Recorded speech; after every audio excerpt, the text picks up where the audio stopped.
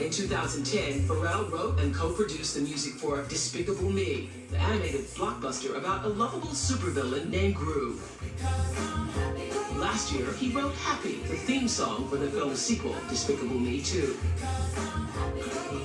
So this evil protagonist, who's also very funny, Gru, they wanted to show, which was so genius, and I thank them so much for pushing me to get to this point. They wanted to show that the meanest man in the world, you know, the guy who's equally as mad as the Grinch, could be the happiest person in the world when it came to love. But I didn't get that. So because my ego was like, you know, and that's, your ego is basically the confidence that we gather from what we consider to be factual. Oh, I got this. So Gru, he wouldn't be happy in this way. He would be happy in that way. First song, nope. Second song, close, but no. Third song, no. All the way to 9 songs. 9 songs? 9 different songs. What was happening to your ego in that moment? Gone. Gone. And that's when I realized the answer was sleeping in the question all along. Because once I realized that that's what it was, I was like, I've totally been overthinking this.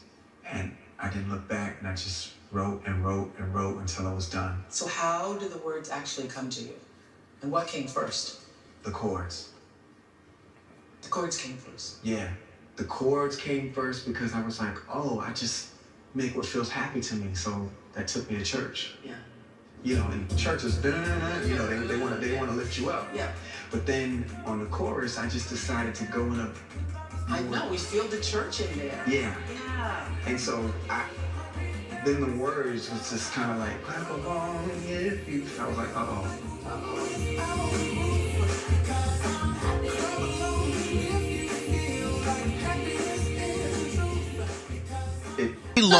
I love about you is your genuine you that you give us when you do stand on that stage and you accept an award or some sort of accolade. It's all I have. And I know, but you know what? You let it out though. I mean, you cried. I mean, your heart opens up. What interview was it you did? Was it Oprah? Yes. Oprah.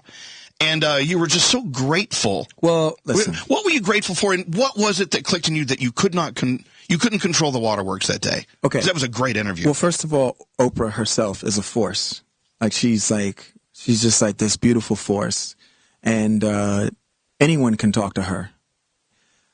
But when it was the combination of it being her, it was the combination of it being that moment, and then when I saw the video, that compilation was just like super overwhelming. That I felt used in a very positive way, and I felt so humbled that like I could be the vessel to deliver a song like that could grow and become so much bigger than anything that I could have ever written, you know? So I'm watching, it was like with anyone else, you know, it's like when they write a song and it becomes like something big, it's like, oh yeah, I did whatever. For me, I looked at it like, man, I just made this little baton and look how far it's traveled. And it just, people were just passing it to each other by way, and I'm speaking metaphorically, but by way of like uploading their own videos. And it just became overwhelming because it was like, you know, I've been seeing what's going on and it's like, wow, it's crazy. Okay, cool. It's no longer my song. It's the world song. Okay, cool. But when she's showing it to you and you're seeing Poland and you're seeing Africa and you're seeing like France and you're seeing like just all these countries, it was a little too much for me. So I wept. I did. It's fantastic, though. But you know what? I would think as a songwriter, being able to give it your all and give it as honest story as you can is what it's about. And you were totally honest with your audience that day. This whole entire experience for me has been humbling because most of it was not my doing. I was pushed. And then when I finally got it, we went to radio, didn't work. And then my creative team looked at it and said, okay, let's do a video 6 months later, right? Yeah. July 4th, biggest film. No, billion-dollar film. Biggest opening weekend for an animation, July 4th, history. Wow. Right? Big deal. Yeah. Song, flatline. Really? Yep. So, creative director, Mimi Valdez says, why don't you do what Gru's doing in the video? And I'm like, okay, good idea. So we go and we shoot this concept. We put it out November 21st. I'll never forget. Columbia jumped right behind it. And the rest was history.